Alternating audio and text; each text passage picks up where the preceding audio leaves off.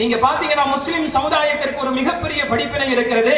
ஈராக்கினுடைய உள்கட்டமைப்பு இருக்குல்ல, இன்ஃப்ராஸ்ட்ரக்சர், உள்கட்டமைப்பு ஹலீஃபாக்களுடைய ஆட்சி காலத்தில் அப்பாசியாக்கள், ஃபாத்திமியாக்கள் தனித்தனி பெரும் தலைநகரங்களை வைத்துக் கொண்டார்கள்.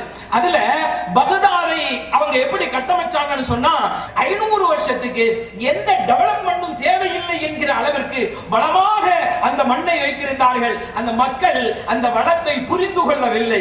அல்லாஹ் எவ்வளவு பெரிய நியமத்தை நமக்கு கொடுத்திருக்கிறான். இந்த மண்ணை நம்ம எப்படி பாதுகாக்கணும், இந்த ஆட்சியை எப்படி பாதுகாக்கணும், நம்ம எப்படி நடந்துக்கணும்னு அதை புரிஞ்சுக்கிடல. அல்லாஹ் எப்படி மாட்டினான் தெரியுமா? ஒரே ஒரு துண்டு பிரெட்டுக்காக தங்களுடைய கற்பை விற்கக்கூடிய அளவிற்கு ஈராக்கினுடைய முஸ்லிம் சிறுமிகள் மாறி போனார்கள். எனவே அல்லாஹ் கொடுத்திருக்கிற இந்த வளங்கள் நிரந்தரமாக இருக்க வேண்டும் என்று சொன்னால் இந்த தலைமுறையின் இஸ்லாமிய அடிப்படையில் இருக்க வேண்டும் என்பதை முஸ்லிம்கள் புரிந்து கொள்ள வேண்டும்.